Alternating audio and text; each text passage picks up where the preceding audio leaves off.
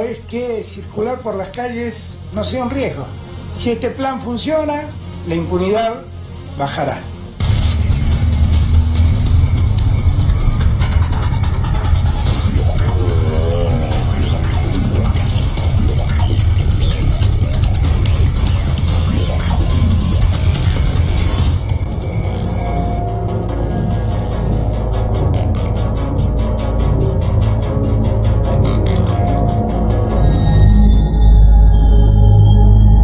Este plan es una inversión del Estado Nacional de casi 38.000 millones de pesos.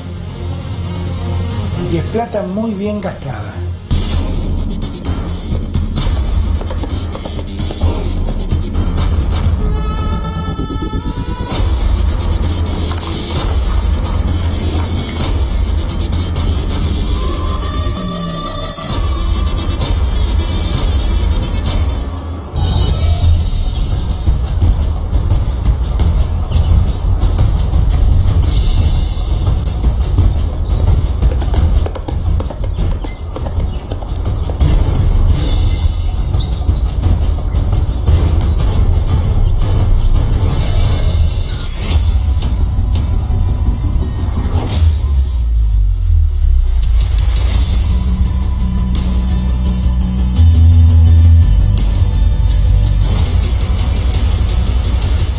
En todo este recorrido que vamos a hacer, 26 familias hay. Sí, 26 familias. Acá hay una casa, acá hay otra, acá vive otra persona más, acá tenía que vivir otra chica más, pero no pudo entrar nada para hacerse.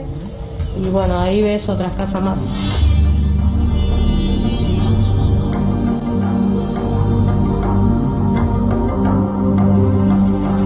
Nosotros estamos hace tiempo ya acá.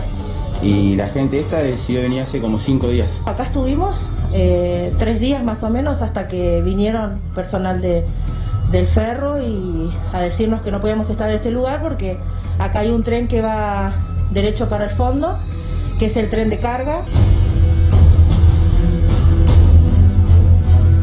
Esta es tu casilla. Sí, esta estamos acá con mi mamá y la armamos con lo poco que encontramos.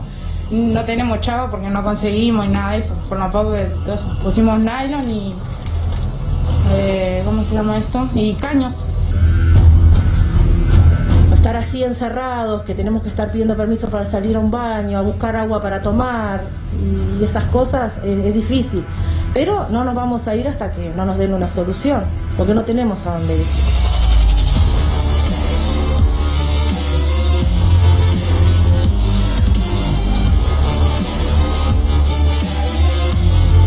¿Con miedo de contagiarte? El miedo lo tenemos siempre, pero bueno, hay que llevarlo. Ya convivimos con el virus, tomamos las medidas, así que si tiene que tocar, va a tocar. La verdad que no, porque bueno, laboralmente no queda otra que salir a la calle a laburar. Ya me contagié. De tarde o temprano vamos a tener que contagiarnos todos, porque hasta que esté la vacuna. ¿Y estás visitando familiares? No. Un par de amigos, ahora el domingo, ponele, nos juntamos, pero muy poquito y con las medidas y estando afuera, digamos, comiendo un asado y bueno, que se extraña y bueno, haciéndole frente. Esta es la gente que está dando la vida por nosotros, que está luchando esta batalla, que estamos empezando a perder. Por ellos también tenemos que cuidarnos. ¿Cómo está el hospital con respecto a los recursos, tanto recursos materiales como recursos humanos, para enfrentar esto? El hospital está con una capacidad plena de ocupación. En estos últimos días el aumento es incesante. ¿De dónde sacás fuerzas para hablarle a tu gente que acaban de perder no solamente uno, 5 compañeros de trabajo? Íntimamente pienso en la gente que necesita de nosotros. Yo hoy perdí un compañero, perdí un amigo, y hoy te podría pasar a vos, le podría pasar a cualquiera de los que se estén escuchando esto.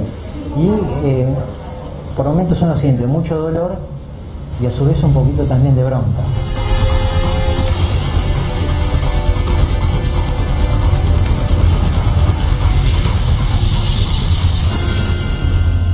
Hay una disputa interna en la coalición de gobierno que tiene que ver con 2 temas fundamentales que han copado la agenda informativa y también la preocupación de la gente, al menos según lo que dicen buena parte de las encuestas. Uno es la inseguridad y pegadito ahí al lado viene la toma de tierras. No es que la toma de tierras sea exactamente un problema de inseguridad, pero en la medida que las tomas de tierra después se convierten en villas, después termina siendo a la larga un problema de inseguridad. Pero ¿por qué digo que está dividiendo la coalición de gobierno? Porque buena parte de las banderas, como quieran llamarles, progres, garantistas, del kirchnerismo tradicional, entran en crisis con esto. Claro, el kirchnerismo estaba acostumbrado a tener una economía casi siempre en expansión, salvo algunos momentos donde entraba en crisis, como en el año 2009. Y entonces esto le permitía que hubiera guita, y la guita se podía distribuir, hubiera algún grado de reparto. Esto no es lo que está pasando. Venían de 2 años de macrismo y después, sobre esto, el coronavirus, que ha hecho que la economía se cierre, se caiga y los recursos sean escasos, y lo único que le queda es aumentar la asistencia social. En este contexto ha estallado la inseguridad. Y la inseguridad está haciendo que hoy por primera vez se haya visto un giro a la derecha, dejando los postulados garantistas del gobierno de Alberto Fernández. El plan que hizo hoy, o que anunció hoy Alberto Fernández, diciendo que va a construir por primera vez desde, yo creo que remontarse al año 2006 más o menos, cárceles en la provincia de Buenos Aires, más patrulleros, paradas seguras para evitar la inseguridad. Todo este paquete es un paquete de una agenda más vinculada a Sergio Massa que al propio Kicillof, pero el propio Kicillof, Axel Kicillof, el gobernador de la provincia, la termina tomando, por todas las encuestas están hablando, sobre todo en el conurbano, de la preocupación de la gente por el estallido de la inseguridad durante la pandemia.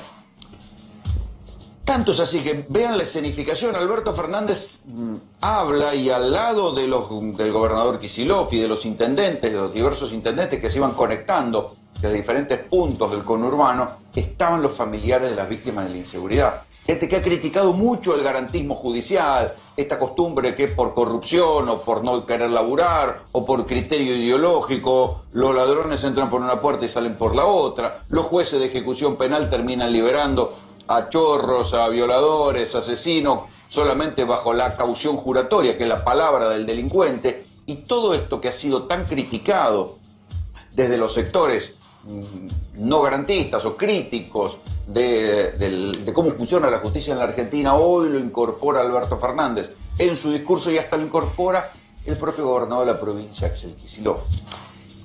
La inseguridad no es solo un problema de la corrupción policial.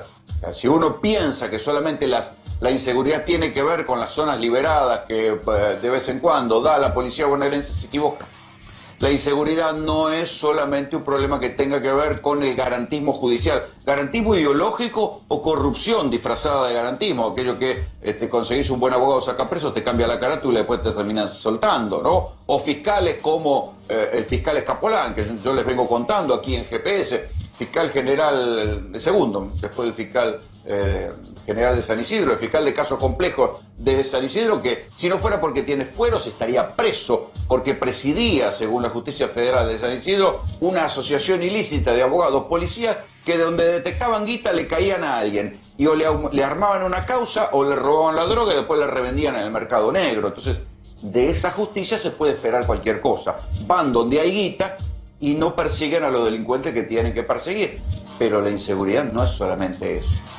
De lo que no habló el presidente, y de lo que no habló Axel Kicillof, es del otro tema que está dividiendo a la coalición gobernante, que arranca con la toma de tierras y que tiene que ver con el problema urbanístico severo y acumulado que hay en la provincia de Buenos Aires, también en otras grandes ciudades del interior, pero sobre todo en el conurbano, con las villas de emergencia y ahora con las tomas de tierra. Hubo una ingenuidad lamentable de parte del gobierno de la provincia de Buenos Aires que promulga una ley suspendiendo los desalojos.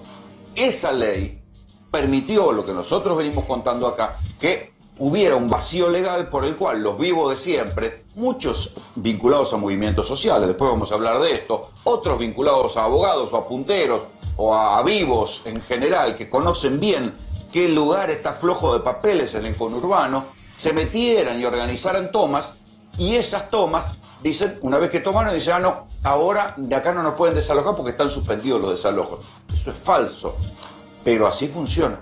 Miren, esta semana se conoció una toma ahí en Guernica, hectáreas y hectáreas del ferrocarril Belgrano Sur tomadas, y cuando uno mira bien dice, che, pero esto no son casillas, no hay gente viviendo. No hay gente viviendo. En algunas sí hay gente viviendo, gente desesperada que fue y se puso ahí, pero en otras lo que hay son 4 palos, 3 plásticos, una lona, alguna chapa, y dicen, acá es mi casilla, pero es una casilla que solamente está como para plantar bandera ahí, porque después se van a dormir a otro lado. Pero mientras tanto ya delimitaron el lote y especulan con que no los vayan a desalojar. Hay una mirada idílica de una parte de la coalición de gobierno que dice, donde hay una necesidad tiene que haber un derecho, si la gente necesita tierra va, se mete en un lugar y a partir de ahí hay que reconocerle de alguna manera una vivienda. Esto es lo que dijo, palabras más, palabras menos, Juan Grabois, que es miembro de la coalición gobernante, ¿sí? Y otros dirigentes que están acostumbrados, que vienen de movimientos sociales, que en otro momento han alentado las tomas, hoy no se pueden desdecir. Y ahí se instala otra polémica entre, por ejemplo, Sergio Berni y el Chino Navarro. Pero quiero volver a la cuestión de las tomas y la inseguridad. Una toma, si no está muy bien registrada, si la organización popular que organiza esa toma no tiene una decisión firme y una capacidad organizativa para evitar que vengan los narcos, tarde o temprano se tumberiza y impera la ley del más fuerte. Entonces, la toma se organiza y en algún momento esa organización popular se debilita, los punteros se van para otro lado, algo cambia y esa toma que nació siendo una toma bien intencionada, después se convierte en un asentamiento donde impera un narco, un pistolero o quien sea que toma de rehenes a los que están ahí y si quieren saca a punta de pistola cualquiera de cualquier lado. Entonces, hoy Grabois escribe una larga nota diciendo odio las tomas, diciendo que la gente no toma tierra porque quiere. Y que también hay una tendencia a estigmatizar y decir que todas las tomas son tomadas por mafias. No, nosotros mismos hemos mostrado tomas de gente que se cayó del mapa, que perdió su alquiler y que fue a tomar tierras. Y ustedes veían recién en el comienzo de GPS un fragmento de una de esas notas, pero también no hay que ser ingenuo acá. Esas tomas o algunas tomas se organizan con papeles truchos, con punteros y también lo que discutió Sergio Berni con el Chino Navarro. El Chino Navarro es uno de los secretarios más allegados al presidente Alberto Fernández. Discute con Berni porque Berni dice que el movimiento Evita apoya las tomas. Y el Chino Navarro lo niega. Dice, no, nosotros como organización nacional no la apoyamos. Pero hay infinidad de tomas que han sido apoyadas por el movimiento Evita. Algunas las conté yo hace unos años en GPS y ha habido cantidad de tomas, por ejemplo, recuerdo una reciente en Quilmes donde decían que los que iban con la pechera del movimiento Evita. Claro, esto tal vez no pueda ser demostrado penalmente, pero sí tienen un apoyo político. El problema es que las organizaciones políticas tienen una especie de cosa medio... ¿cómo decirlo?, esquizofrénica. ¿Qué hacen? Dicen, no, nosotros no somos los que promovemos la toma, pero no se sabe quién promueve la toma, pero una vez que la toma está hecha, después aparecen a apoyarla diciendo estamos con los más pobres y apoyamos la toma. En fin, es un manejo de esos que uno nunca entiende si no está ahí. Pero en cualquier caso, lo que hay hoy es que el Estado no está pudiendo dar respuesta a las tomas y tampoco, y de esto no habló el presidente Alberto Fernández, a la respuesta urgente de vivienda. ¿Sí?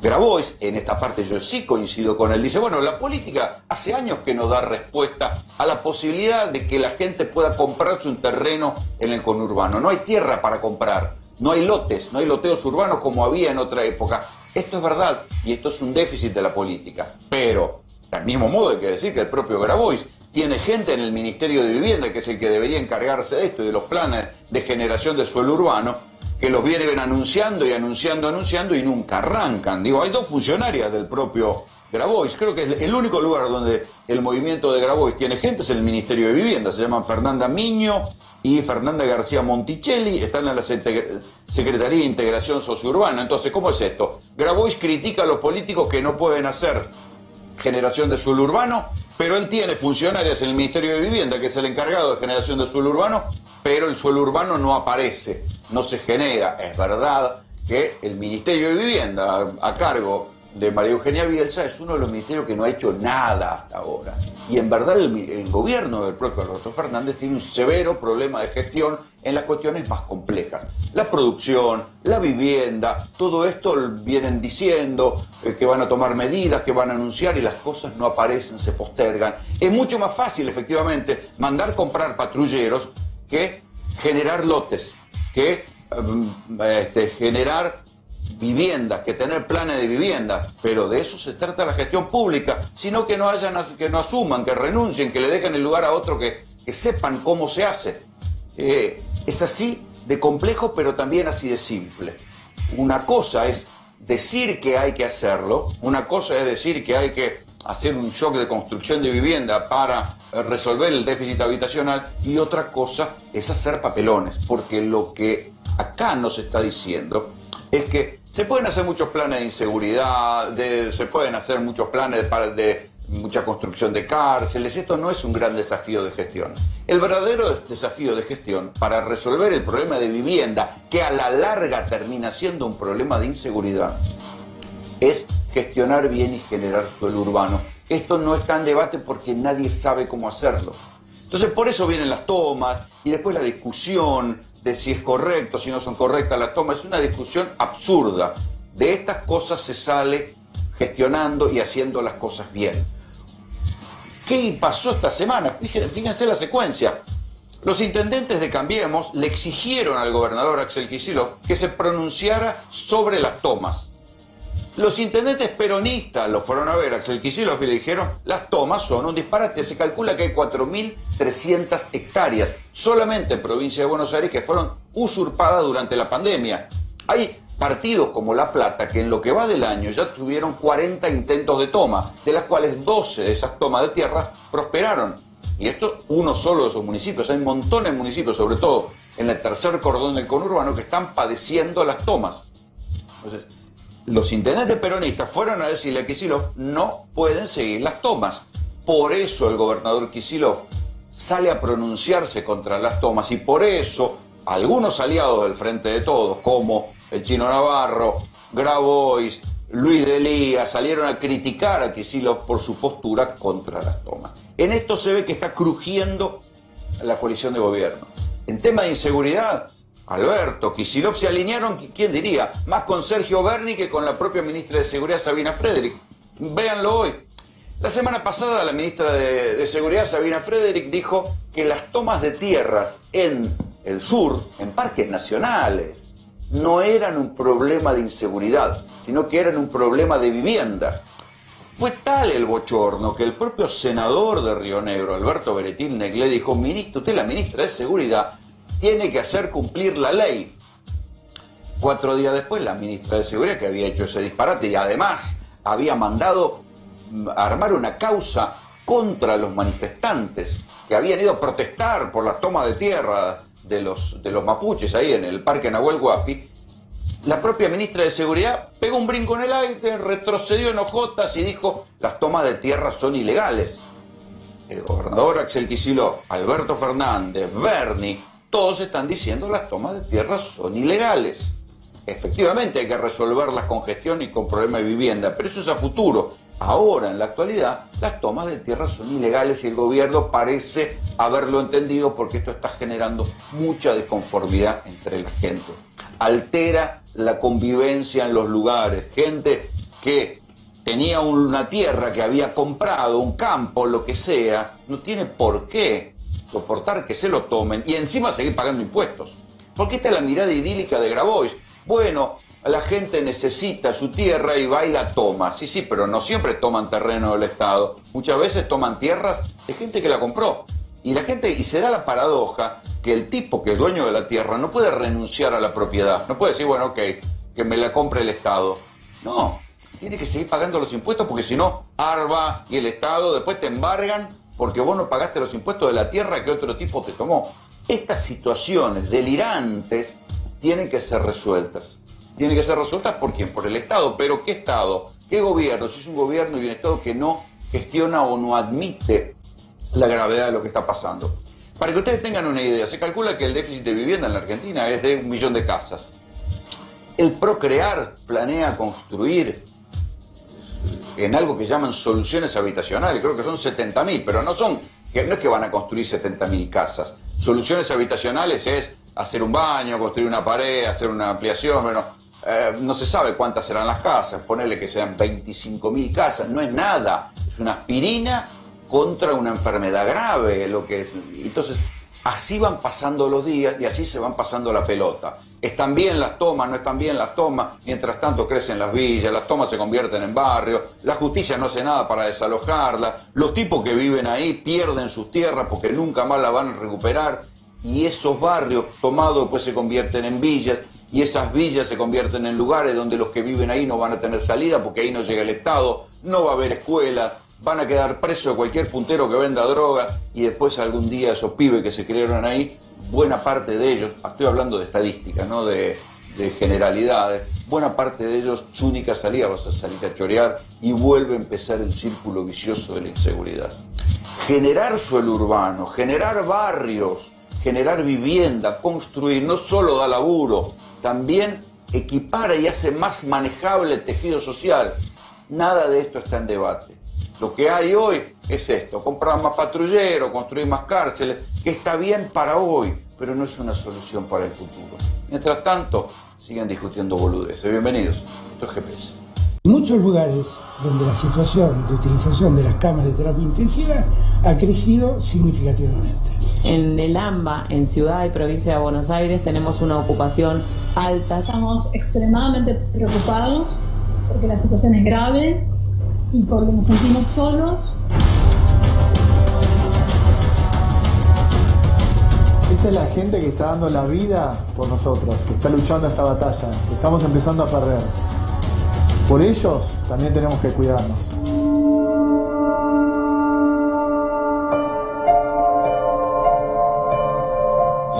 En una guardia de los días lunes, el día 10 exactamente, ingresa un automóvil a los bocinazos y a los gritos. En un estado de urgencia.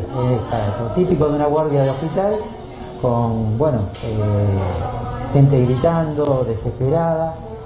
Nosotros teníamos un compañero traumatólogo, una excelente persona. ¿Cómo se llamaba? Luis Honing. Él, cuando él estaba pasando por acá, escucha esa situación y acude inmediatamente, así como estaba. Sin elementos de protección. En ese momento no lo tenía. Se metió dentro del auto junto con el hijo de la paciente. Cargaron a la paciente, la subieron arriba de una camilla. Él estaba sin elementos de protección porque no estaba atendiendo no estaba atendiendo en ese momento. La empujó la camilla y la llevó hasta el último box que tenemos acá, que es el shock room. Empezó la reanimación pulmonar, inmediatamente acudió una compañera nuestra. ¿La paciente estaba en paro? La paciente estaba en paro cardiorrespiratorio. Estaba en paro. En un estado de urgencia total. Total, exacto, extrema. Acudió una compañera nuestra, que es la doctora Guadalupe. Empezaron entre los dos a hacer la reanimación. Estuvieron un rato largo. La paciente salió del paro cardiorrespiratorio. La paciente terminó hablando. La reanimación fue efectiva. La paciente salvó su vida. Salvó su vida, exactamente. Él salvó su vida. Él salvó a la paciente. Salvó a la paciente. En un momento se dio cuenta, después que no tenía el barbijo. Se lo remarcó la doctora compañera. Inmediatamente, se higienizó, se puso un poquito de alcohol y él se contagió. Empezó con fiebre, con los dos. ¿Cuántos años tenía? 55 años, sin patologías. Sin patologías previas. Sano totalmente. Perdóname que en algún momento esto te emociona. Me emociona muchísimo. Me emociona muchísimo porque, aparte de un compañero, era un amigo, ¿no? Conocía a los hijos. Es un colega y un amigo. Un colega que dejó su vida en pos del otro. Porque nosotros juramos, él lo llevó a la práctica. Exacto. El impulso de él de ayudar al prójimo dejó de lado su instinto de supervivencia, de ponerse el equipo de protección por ¿Cómo estás? Yo muy mal. ¿La guardia cómo está? Yo digo que la guardia llora. ¿De dónde sacás fuerzas para hablarle a tu gente que acaban de perder no solamente uno, 5 compañeros de trabajo. Íntimamente pienso en la gente que necesita de nosotros. Básicamente eso. Uno acá en el hospital y con la vocación que uno juró también, de alguna manera está esperando de alguna manera resolver o intentar resolver el padecimiento de estas personas que llegan. Yo hoy perdí un compañero, perdí un amigo, y hoy te podría pasar a vos, le podría pasar a cualquiera de los que esté escuchando esto.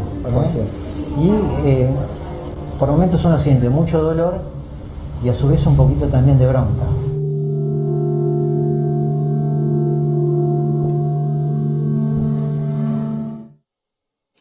Imagínense si en el lugar donde trabajan ustedes hubiera 5 muertos.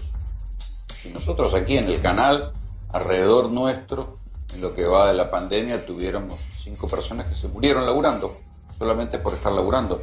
Sería un horror. Tal vez por ahí es donde uno tenga que empezar a entender qué es lo que pasa en los hospitales, en los sanatorios, en las terapias intensivas. Si uno en su lugar de trabajo ve que solo por estar trabajando se contagian y se mueren compañeros de trabajo, tal vez tome noción de lo que pasa y no sé, a mí me resulta muy obsceno el contraste entre los relatos de los que están peleando por salvar vidas y los pelotudos que están tomando cerveza en San Martín de los Andes diciendo acá el coronavirus no llega. Y eso no es gente bruta, es gente que tiene acceso a la información, gente que sabe que las juntadas y las reuniones sociales por boludeces pueden terminar provocando contagios. Claro, por ahí ellos después no les pasa nada, pero ese contagio circulando puede terminar matando a un vecino, un ser querido, qué sé yo.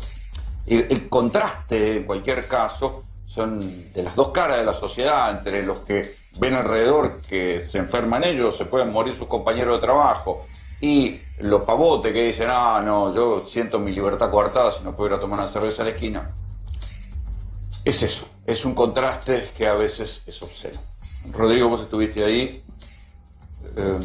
me hubiera encantado poder ir. La realidad, Rolando, es que la medicina se te mete en las venas. Esta tarea diaria de intentar mejorar, darle calidad de vida y de salvar vidas, que fue lo que hizo Luis, se te mete en las venas.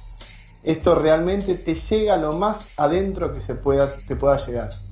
Esa sensación que debe haber tenido Luis de decir, hice lo correcto, ayudé a una persona a salvarla. La tragedia, el tipo salva a una persona, la persona se salva y él se muere en 5 días. Pero ¿sabés qué pasa? Tenemos eso hoy en día. ¿Entendés? Eso que nos está carcomiendo, como bien decía Alejandro, él tiene miedo de llegar a casa, todos tenemos familia. Esta foto que ven acá, no es que se juntaron, porque ya he escuchado algunas críticas, no es que se juntaron a cenar en el medio de la pandemia. Esta fue la foto de fin de año que organizó Luis, con todos sus compañeros de guardia, porque eso es lo que te hace la guardia, te hermana. Y hoy él no está. Esta hermandad está quebrada. Sí, porque además estaba haciendo lo correcto, estaba laburando. Él estaba haciendo para lo que se formó. Un tipo que venía de abajo, un tipo que conoce el hospital, un tipo que laburó desde técnico del hospital. Él arrancó a estudiar medicina trabajando en el hospital. Se formó en el hospital. Quiero sumar aquí a la conversación a Vanina Dul, es médica, especialista en terapia intensiva, integrante de la Sociedad Argentina de Terapia Intensiva. Supongo que historias como esta no te deben resultar ajenas, ¿no? No, lamentablemente no. Dramático.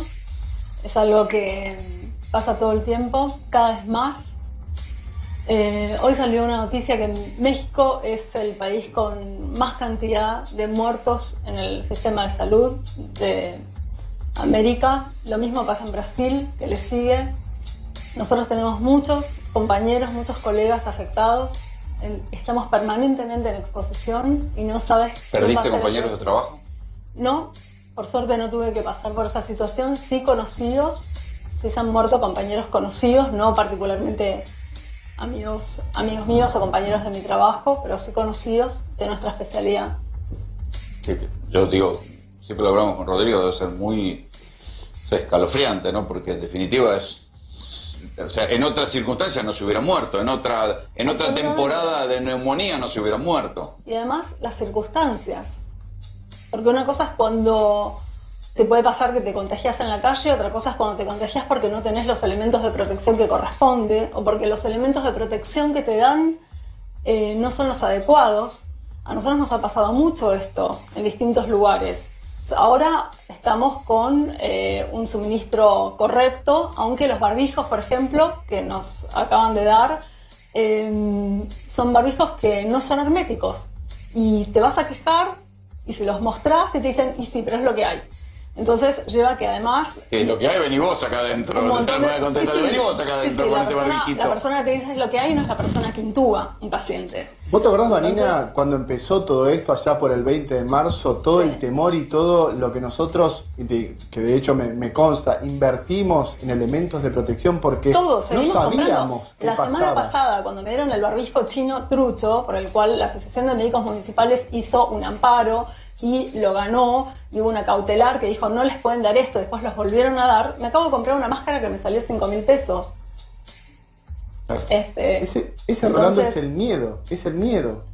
Es el miedo. Pero que nos- aparte, A ver, la todos tenemos familias. situación es muy dura porque nosotros nos venimos preparando para la pandemia hace mucho tiempo, o sea, particularmente en la terapia intensiva, donde desde fines de febrero nosotros sabemos perfectamente lo que venía, porque los terapistas nos conocemos mucho, somos pocos, tenemos muchos lazos con terapistas de otros países, de Europa por supuesto, nuestro grupo por ejemplo va todos los años a congresos y demás, exponemos, compartimos, hacemos trabajos en conjunto, con lo cual digamos ellos nos dijeron prepárense, lo que viene es muy bravo, es muy dramático, aprovechen Y fue, y nuestras está siendo. experiencias, absolutamente todo lo que pasó acá no hay novedades, o sea, ¿Vos me contabas que vos misma te contagiaste? yo me contagié en el trabajo, yo soy una persona extremadamente cuidadosa, o sea, y los terapistas que estamos acostumbrados a estar en riesgo en este tipo de cosas,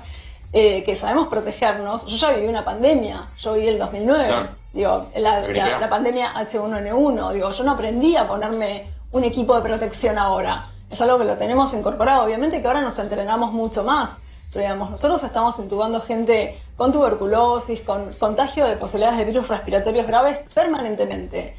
Sin embargo, a pesar de haber tomado todos los recaudos, yo me contagié. Me contagié, por supuesto, en el ámbito laboral porque no hago otra cosa más que ir en mi auto, trabajar y volver.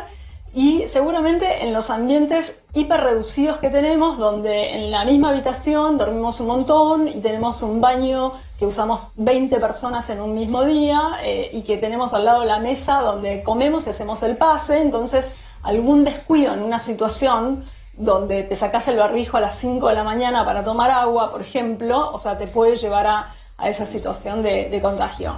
Cuando yo me contagié, yo en realidad estaba asintomática, fue una guardia que estaba totalmente asintomática, solamente cansada, que es parte del estado crónico que venimos trayendo. No distinguías entre Sí, les dije a todos COVID mis y compañeros que cansancio. estoy extremadamente cansada, eran, no sé, las 2 de la mañana de un sábado que veníamos trabajando sin parar, y se contagiaron conmigo 3 compañeras, que digamos, una estuvo a 1,5 metros, ella con barbijo, yo me saqué el barbijo y tomé algo, porque nada, era la hora que era, otra que durmió conmigo y otra que había comido conmigo con distancia igualmente, o sea que el mensaje es hiper contagioso, a pesar de tomar un montón de recaudos.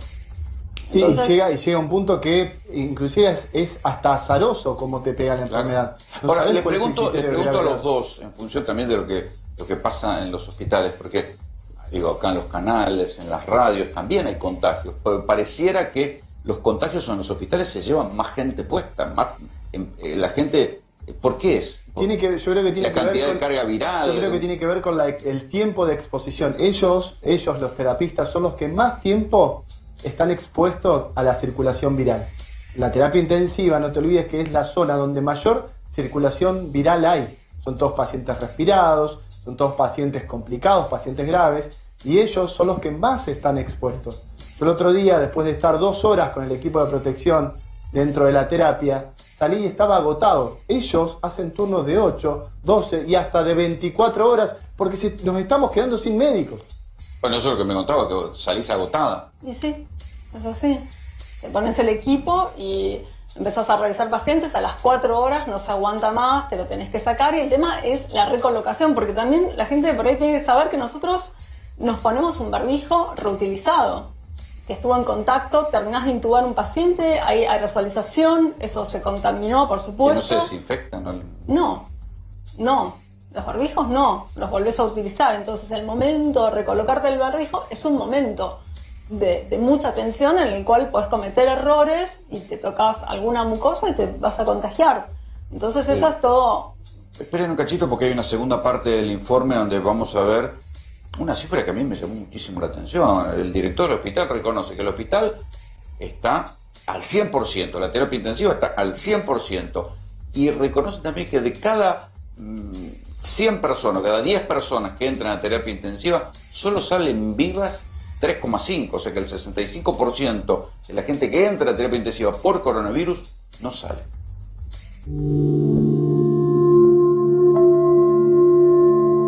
¿Cómo está el hospital con respecto a los recursos, tanto recursos materiales como recursos humanos, para enfrentar esto?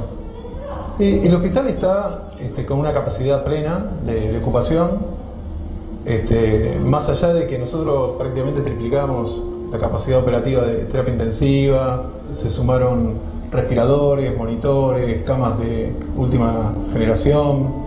Lo que no se puede sumar es el capital humano, digamos, el recurso humano que está capacitado como para atender a esa cama. En este último tiempo, Alejandro, ¿notaron mayor ingreso de pacientes más graves? Sí, en realidad en estos últimos días el aumento es incesante. Habíamos tenido 2 o 3 o 4 días la anterior semana de cierta estabilización de casos, pero eso tiene que ver y es directamente proporcional a la liberación de actividades y al aumento de la circulación de la comunidad en la calle. Digamos, cuanto más circulación hay, digamos que más padecimiento, más internación y más muerte, lamentablemente, hay en los hospitales. Si bien nosotros en este momento tenemos un 100% de camas ocupadas. Está saturado, pero no está desbordado. No está desbordado porque se generó un sistema muy ágil de derivaciones que nos permite trabajar en red con otros hospitales. ¿Y qué porcentaje de las camas de terapia intensiva están ocupadas por pacientes COVID? 70%. ¿70%? ¿Es altísimo? 70%.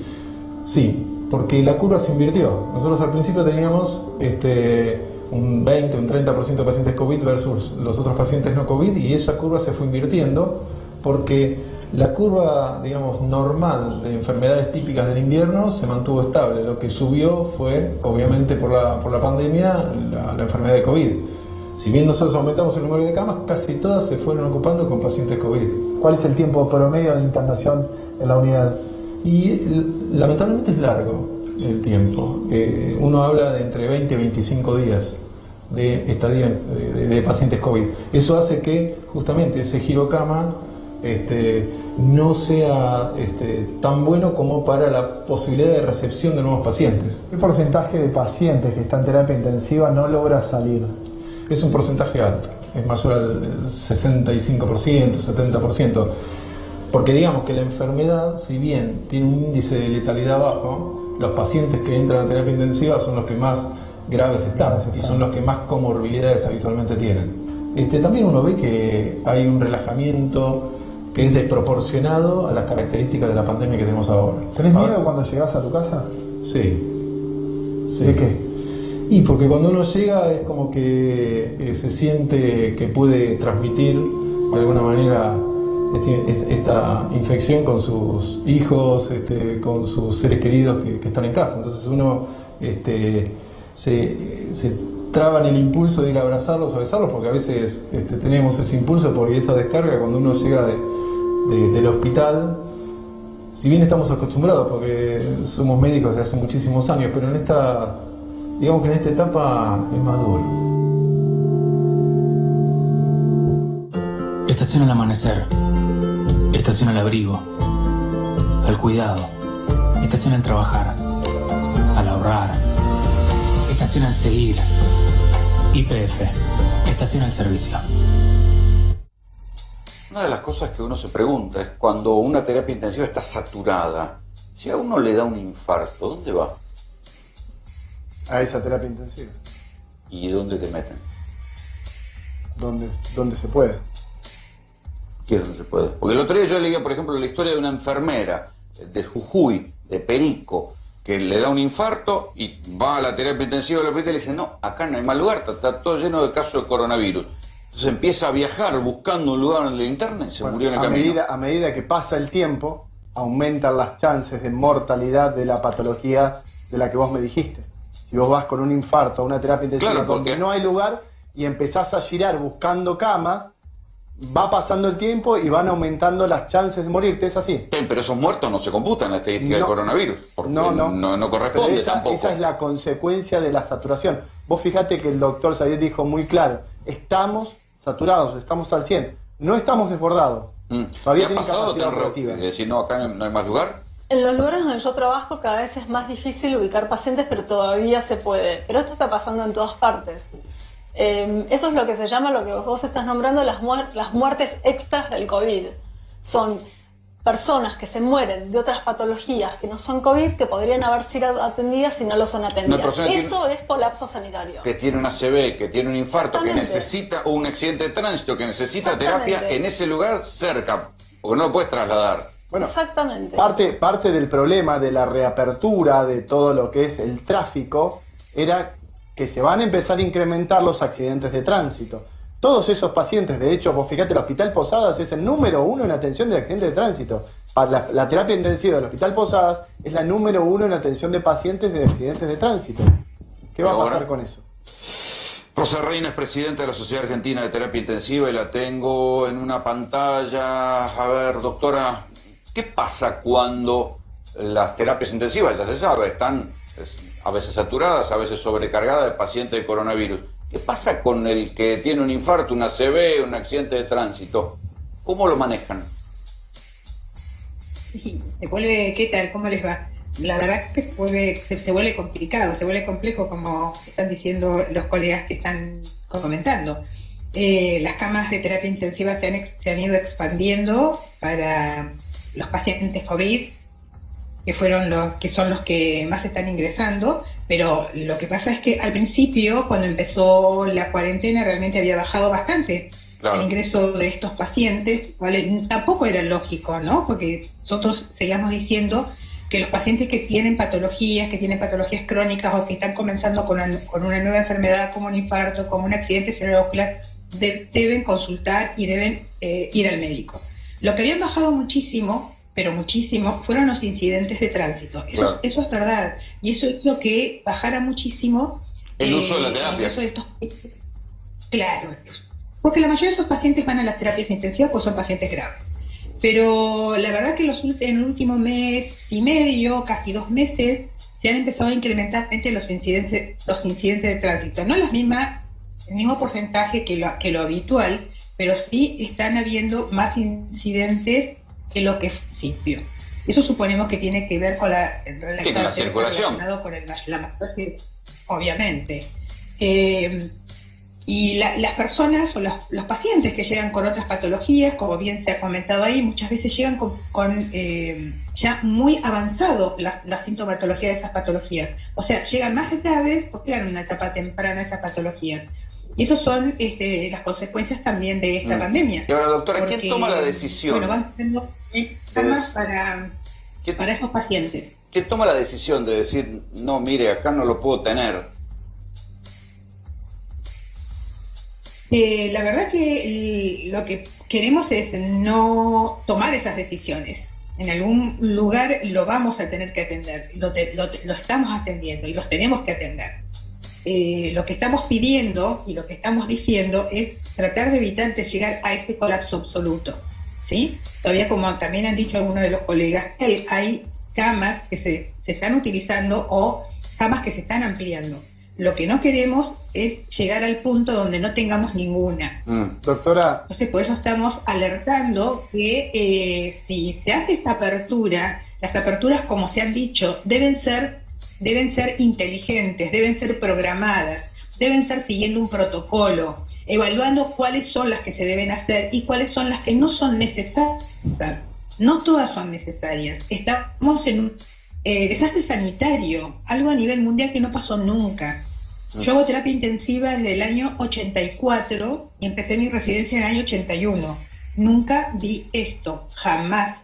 Y como estuvieron comentando, la otra pandemia, H1N1, en el año 2009, nos pareció terrible, porque fue la primera que vivimos, pero no tiene ni comparación con esta. Y ya en ese momento vimos saturados el personal, las instituciones, pero fue más corta. Ya advertimos que si no se ponía el foco y el énfasis en las instituciones de salud, en la salud pública, otra situación como el H1N1 iba a ser muy difícil que la pudiéramos pasar. Doctora, estamos en una ¿a cuánto? Usted que como presidenta de la Sociedad de Terapia Intensiva, ¿a cuánto está el sistema de ese punto de saturación que hace aumentar verticalmente la cantidad de muertes? ¿El punto de saturación de instituciones de salud? No, de las terapias. Eso me pregunta, ¿no? De las terapias intensivas. Estamos arriba del 80%, prácticamente la mayoría de las terapias intensivas del país. O sea que con este nivel de casos está a la vuelta de la esquina, me quiere decir. Claro, estamos ahí. A ver, en menos de un mes, 20 días, un mes, prácticamente se empezaron a ocupar la mayoría de las camas de todo el país, de casi todo el país. Hace un mes estábamos hablando de 4 provincias, ahora estamos hablando de 20 provincias.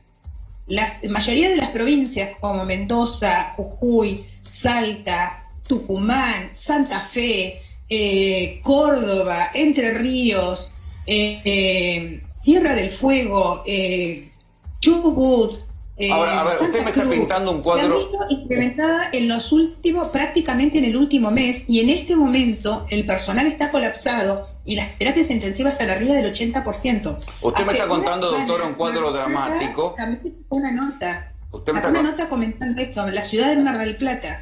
Usted me está contando un cuadro dramático frente al cual no hay respuesta, no hay reacción, pareciera. No solo de la dirigencia política, sino... Esperamos que sí. Esperamos realmente que esto, la verdad que la repercusión que tuvo la carta que nosotros hicimos hace 2 días, no hace mucho, es una carta de alerta de lo que estaba pasando, de lo que está pasando con el personal sanitario y fundamentalmente el personal que trabaja en las terapias intensivas. Fue para decir esto, para decir la verdad, para que la población, toda la población, independientemente de cuál es la actividad que tiene cada uno, toda la población sepa cuál es la verdad, cuál es nuestra situación en este momento.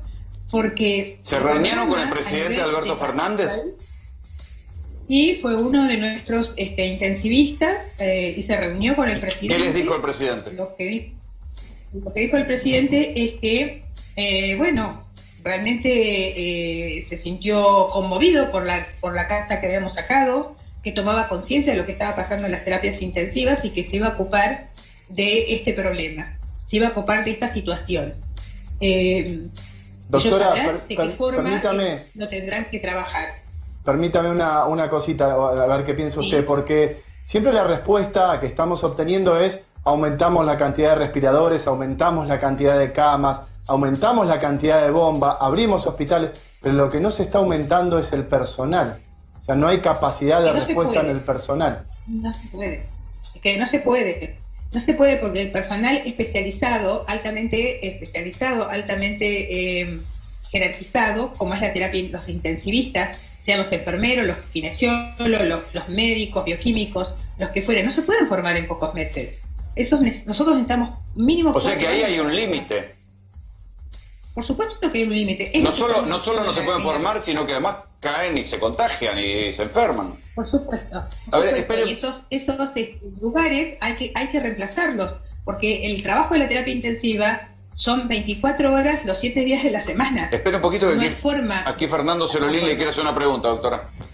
¿Qué tal, doctora? ¿Cómo le va? ¿Qué tal? ¿Cómo le va? Bueno, esta pregunta es para usted y también para Vanina.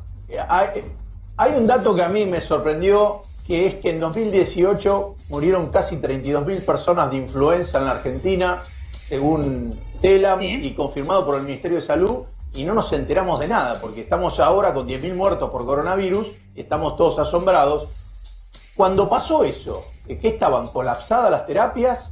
¿La gente se moría en otros lugares? ¿Cómo pasó eso y nadie se enteró? Porque hace 2 años nada más. eso tiene que ver con la comunicación. Y las terapias intensivas en esta época del año habitualmente están al 90% y al 100% de ocupación. Lo que pasa es que nadie se entera de eso. No se difunde. Lo que pasa en los sistemas de salud no se difunde, sino, por favor, cuéntenme ustedes, ¿cuántas noticias por año se dan de lo que pasa en los sistemas de salud, de lo que pasa en los diferentes servicios y con el personal de la salud? ¿Cuántas veces se toca el tema de la salud en las informaciones que se dan durante todo un año? ¿Cuántas veces? Muy pocas veces. Cuando hay incidentes realmente muy graves, lo cual no se informe, pero los problemas de la salud son cotidianos, son de todos los días. Y el deterioro en el sistema de salud viene de hace muchos años. No es de ahora, es de hace muchos años. El sistema de salud pública se viene deteriorando desde hace muchísimos años, cerrando camas, con menos profesional. Los profesionales o los trabajadores, todos los trabajadores de la salud, se jubilan y esos cargos no se reponen. Y así pasa con todas las especialidades, y por supuesto la nuestra es una de las más críticas porque somos cada vez menos.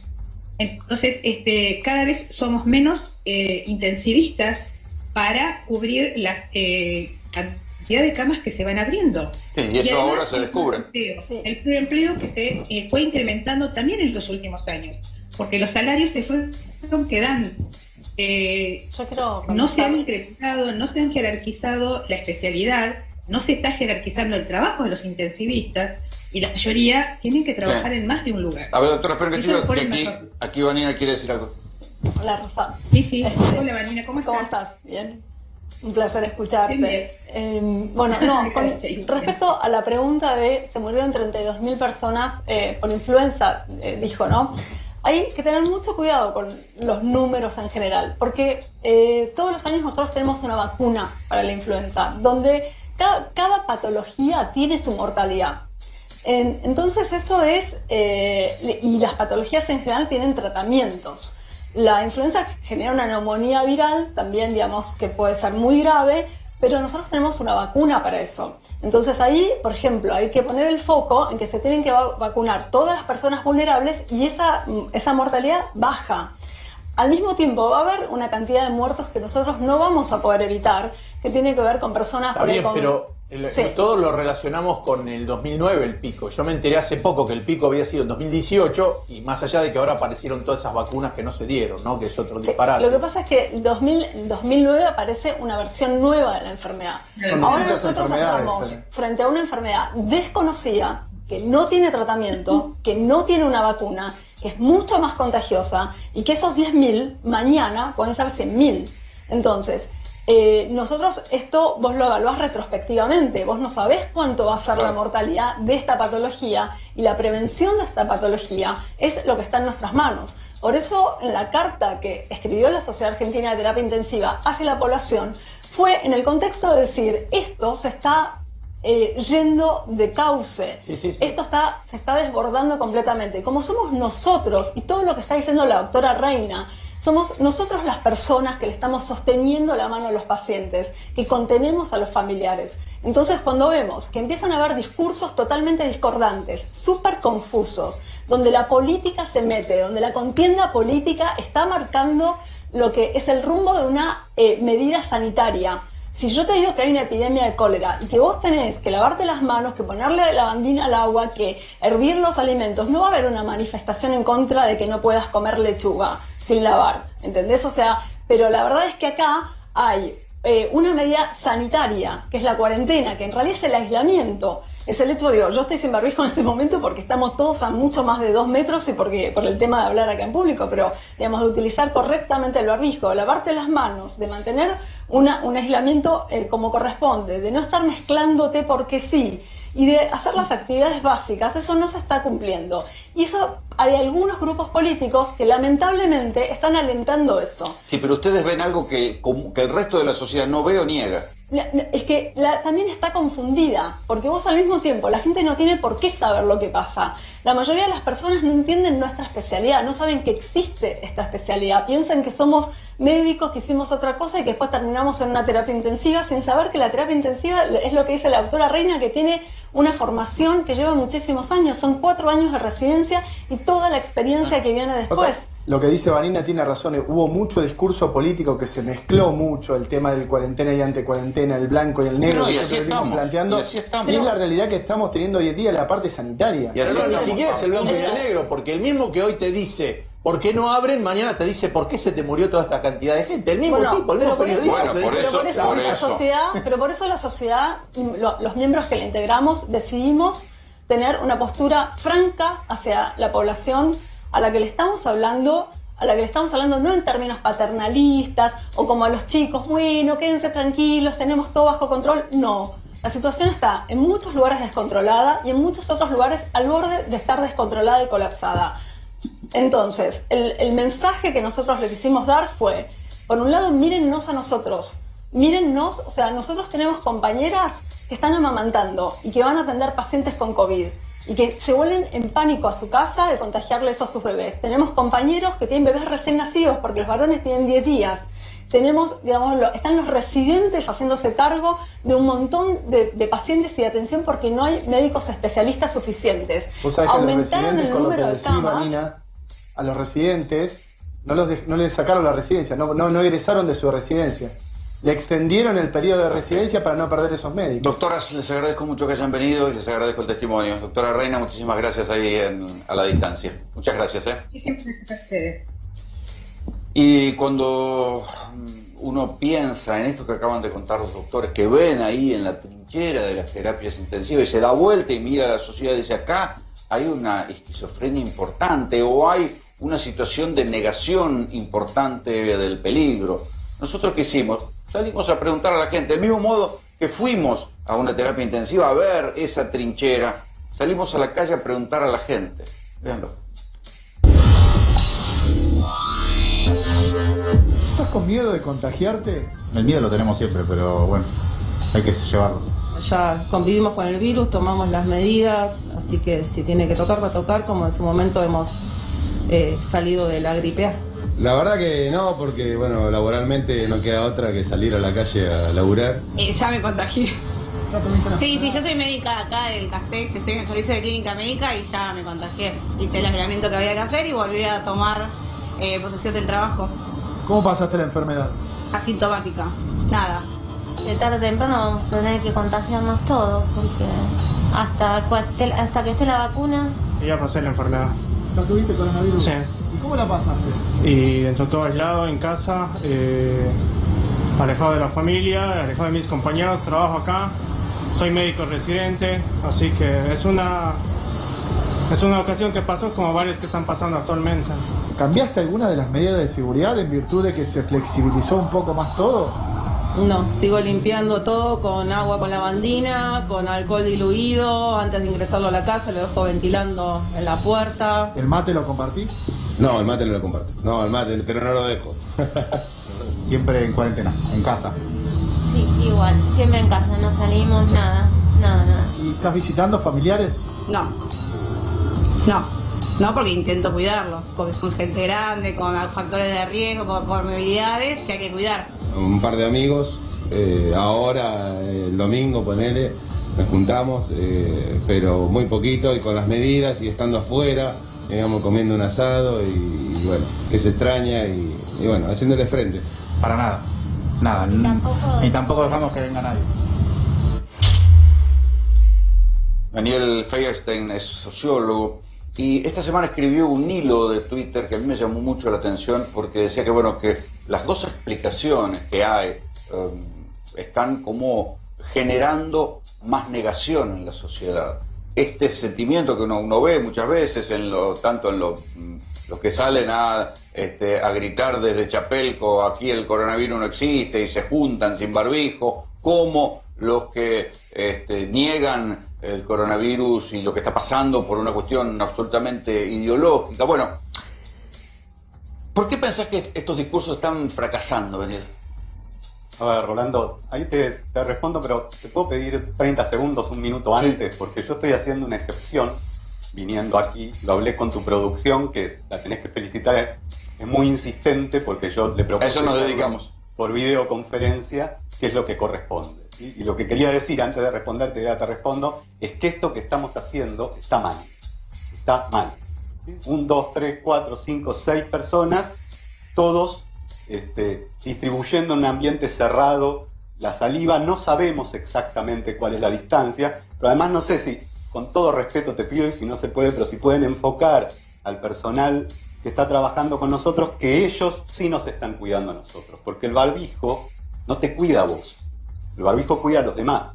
Entonces tenemos una serie de trabajadores que nos están cuidando y nosotros estamos difundiendo en todo el ambiente la saliva cuando lo podríamos hacer. Bueno, por tal vez lo que no videoconferencia. sepas es que se trabaja en estudios alternados, se higieniza entre Todo el eso está programa muy y bien, programa. al lado de lo que está pasando afuera, que acabo de Y que además decir, somos un servicio esencial. Al lado de lo que está pasando afuera es excelente. Yo lo que digo es... Sí, supongo que habrás visto en la esquina. Exacto, o sea, la cantidad de gente amuchada en haciendo los cola para bares. tomar cerveza. Al lado de eso es una maravilla. Lo que digo es, pensemos qué tan importante es. Quizás... Bueno, puede que vos pienses que la televisión no es importante. La para televisión nosotros es importante. sí lo es. La pregunta es si informar no, sobre lo que está pasando si no también podemos hacerlo porque si no con la gente no barbijo. podría ir, no podríamos mostrar lo que acabamos de mostrar, Hablando, que son yo las estoy terapias diciendo mi rol. intensivas. Yo puedo hacerlo por videoconferencia. Muchos podemos hacerlo, porque acá estamos hablando de la pandemia. Me estás invitando a hablar de eso, por eso vine. Pero esto no se hace para hablar de la pandemia, ¿sí? Esto se hace para hablar de cualquier cosa todo el tiempo y con menos distancia que la que estamos teniendo, o con más gente. Y sobre todo en una situación de desigualdad, ¿no? Porque nosotros contaminamos, los trabajadores nos cuidan, ¿sí? Nosotros a ellos no. Listo. Ahora te respondo. Vos decías, ¿por qué es parte de lo mismo? Decías, ¿qué está pasando? Está pasando que todos, cuando nos confrontamos con una situación dolorosa, incierta, que nos pone en peligro, que pone en peligro a nuestros seres queridos, ¿sí? Apelamos a una respuesta psíquica que es adaptativa, que entre otras hay muchas respuestas, pero una es la negación, ¿sí? Y a veces a mí no me va a pasar. A veces es muy útil la negación. A veces es muy útil porque a veces viviste un hecho muy duro y no lo podías incorporar en ese momento en tu vida y te olvidás y es como si no lo hubieses vivido y bueno, después vas a terapia, por ahí sirve o no sirve que lo trabajes, pero es otra cosa, no afectas a nadie, hay que ver cuánto te afecta a vos. Ahora, cuando tenés una situación de catástrofe como esta, esa negación nos hace hacer estas cosas que yo no te estoy acusando, Rolando, porque no sos vos y nadie lo hace de mala voluntad. Es que creemos que no pasa nada y además nos agarramos de pequeñas cosas, ¿sí? Que no sabemos si son verdad, porque el conocimiento sobre esta pandemia, y esto le cuesta a todo el mundo, a los científicos nos cuesta un poco menos, pero a los médicos les cuesta mucho, porque están lidiando siempre con la vida y la muerte. Los que estamos en ciencias sociales no tanto, aunque yo trabajo el genocidio un poco sí, pero el problema es eso lleva a querer tener incertidumbres que no tenés. No sabemos a qué distancia se contagia el virus todavía. Hay algunas hipótesis, hay algunos trabajos, no lo sabemos, lo vamos a ver en 10 años. Se establecen ciertos protocolos diciendo obviamente no es lo mismo esto que lo de Palermo. No es lo mismo, estamos en un riesgo un poco menor y después podemos evaluar si ese riesgo vale la pena o no. Lo que pasa es que eso que estás diciendo vos eso es lo que también genera confusión, porque si nosotros le estamos diciendo a la gente ahora, no sabemos a qué distancia, están diciendo, a ver, todo lo que nos están informando es todo verso. No, a ver, no es todo hay trabajos científicos, hay trabajos científicos que dicen que a más de 2 metros la posibilidad de contagio es menor al 99%. Y ese 1% lo reducimos cuando usamos tapabocas y nos higienizamos las manos. Pero ¿Qué quiere decir? La información tiene muy pocos meses. Yo quiero decir, no para llevar confusión. Está muy bien. Yo entiendo lo que voy a decir. Está muy bien esos protocolos y conocimientos que se van construyendo. Pero lo que tenemos que construir es que hay que tener el mayor cuidado posible porque no sabemos si es el 99%. Esos 99% que construye la medicina, en la crítica que se le hace a las ciencias sociales después, se basan en universos todavía muy pequeños. ¿Por qué? Porque no sabemos, porque apareció ayer. No, y acordate que cuánto se habló de la cuestión de la superficie, si hoy por hoy se habla de parece la circulación que no, de aire. pero tampoco es seguro, y pero va cuando se dijo apareciendo que el que barbijo no, y ahora el barbijo sí. Igualmente, pero no porque probable sean inútiles, ¿sí? Porque es difícil construir. Pero es probable conocimiento. que en este caso, digamos, antes para hacer una vacuna se daba 4 o 5 años y en este momento tenés, no sé, 50 vacunas en el mundo, la están probando en 6 meses. Se está produciendo un montón de bastante. Pero te aprovecho un tema, Fernando, ¿no? Sí. Para que vos me preguntabas de la negación. Un mecanismo clásico de negación es la pregunta que le hiciste a la doctora Reina, responder a la doctora Edul, ¿Por qué? Edul, de Si hay 32.000 muertos, si hubo en 2008, 2018, 32.000 muertos por influencia.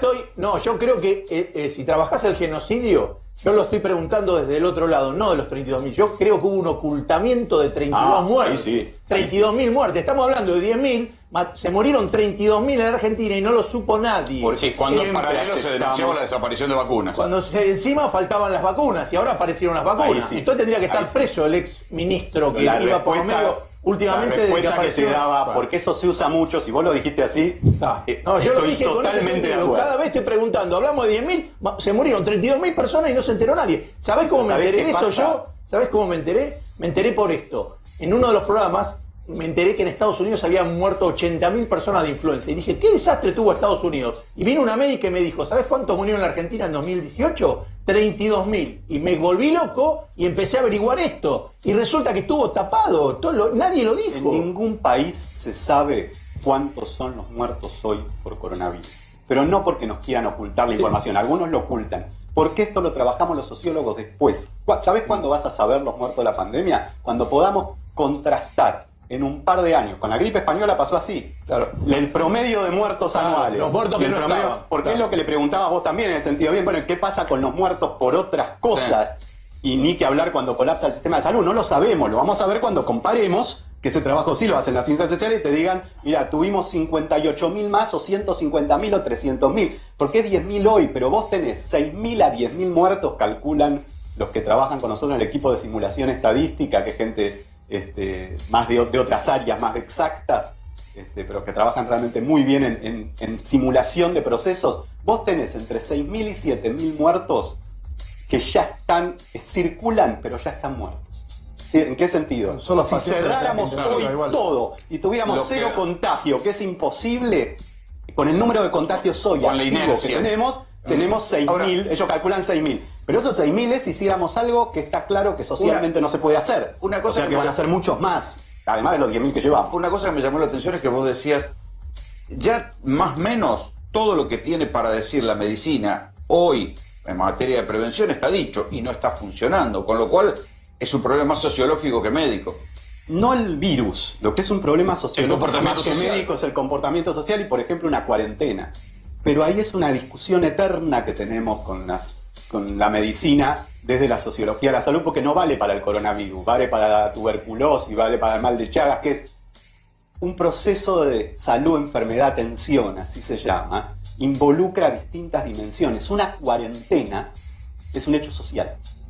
Ahora, un virus no.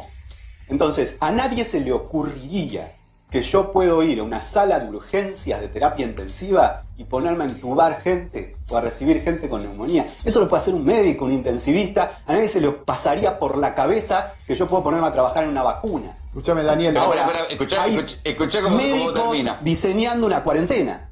¿Sí? Entonces digo, bueno, una cuarentena no es un tema médico. Tiene que ver quién se mueve, quién no se mueve, cómo hacemos, cómo articulamos las actividades, cómo hacemos para que la gente, para que no pase esto, para que la gente entienda porque es importante, además de la grieta política, eso es un desastre, pero digo, saliendo de ahí hay procesos que pasan más allá de la grieta política. La negación no la tienen solo los El enigma es sociológico, yo creo que coincido con vos, el enigma de lo que está pasando es un enigma sociológico. Un pedazo, ¿Cómo es posible? Un pedazo del enigma. Bueno, pero ¿cómo es posible que en el pico de contagios los dirigentes políticos cedan a cada vez mayor apertura? Y con el mismo argumento que antes decían, hay que preocuparse, y dicen, no, ahora podemos abrir. Es un experimento social. Yo me interesa, debes haber leído bastante o investigado sobre temas de guerras. Digamos, durante las guerras es probable que los cines y los restaurantes estén cerrados, ¿no? Por supuesto. Es muy probable, la gente para. Y si hay 200 muertos en una guerra por día, la gente diría, che,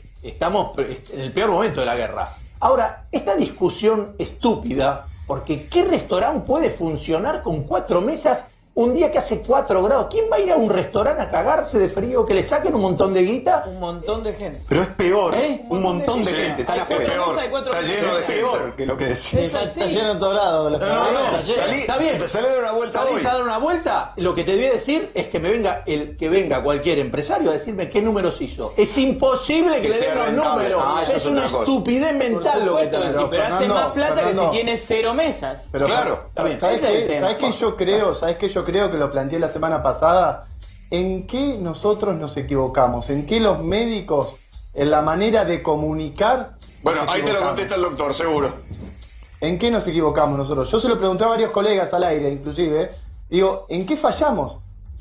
A ver, hagamos un mea culpa. ¿En qué nos equivocamos? Yo ¿Qué creo que manera una de de las comunicar? presunciones erradas, hay muchas, pero una de las que traté de destacar en el hilo y es de las más comunes es creer que nosotros somos seres racionales y que todo lo que hacemos lo analizamos y actuamos a partir de eso que analizamos.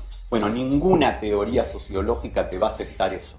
Ni neurológica, ni la neurociencia, ninguna. Tampoco. Entonces, el problema es que nosotros hacemos muchas cosas y eso es la negación, que no entendemos por qué las hacemos. Están pasando, no sé si se ve. Sí, estos son los Chapelco, muchachos de Chapelco. Digamos. Ahora, ¿qué pasa? ¿Esa gente es malvada? ¿Quiere que nos muramos todos? No. Son, me lo decía en una entrevista a Pablo Duan, la verdad que fue una buena expresión. Me decía, pero entonces el negador es el más miedoso de todos. Sí. Esa gente está muerta de miedo. Es al revés, está muerta de miedo, pero como no sabe qué hacer con el miedo, fuga hacia adelante. Es lo que están haciendo. Porque no puede confrontar su miedo. Pero además, bueno, no es fácil confrontar el miedo. Decir, bueno, ¿es negación o es probabilidad baja de ocurrencia? Pero yo te digo, 10.000 muertos sobre 40 millones te da el 0,025%. Eso es, él es el economista. Es muy racional no tener miedo. No, por varios motivos. Por varios motivos. Voy a explicar por qué no. Primero, ¿cuándo fue que aceptamos esta lógica individualista que lo único que importa es el riesgo mío? ¿Cuánto riesgo tengo yo? Porque es esto, a mí me dicen, bueno, vos no tenés tanto riesgo porque por ahí vas a estar controlando. No, pero el problema no es el riesgo mío, el problema es el riesgo que yo le impongo al otro. ¿Sí? No es si yo tengo riesgo de morirme o no, sino si yo te voy a matar.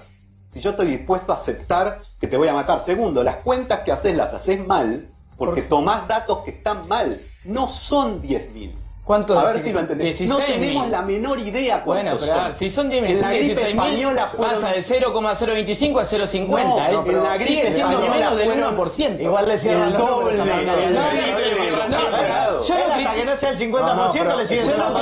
Yo no critico. Yo simplemente digo que un genocidio tampoco es necesariamente un número tan feo. ¿Cuántas muertes estamos dispuestos a tolerar para ir a tomar una birra en Honduras? ¿Cuántas muertes vale una birra en Honduras? Hay una cuestión, la marcha mayor que se hizo en este momento sin barbijo y toda la gente que estaba muchada como loca fue en Alemania. 18.000 personas se juntaron. Teóricamente Alemania no cerró, es el que más abierto dejó. Igual la gente estaba hinchada, igual la economía se cayó, una monstruosidad. Hay sociedades que dan mensajes, aunque sea desde los gobiernos, y esto se traduce en las campañas. Fíjense que las campañas hoy del gobierno, digamos, para generar conciencia sobre el coronavirus son absolutamente light. Hay otros lugares donde los mensajes son mucho más directos. Tu piso en verano, 32 grados. Cervezas con amigos, 30 grados. Discoteca, 28 grados. Hospital, 25 grados. Unidad de cuidados intensivos, 22 grados. Horno crematorio, 980 grados.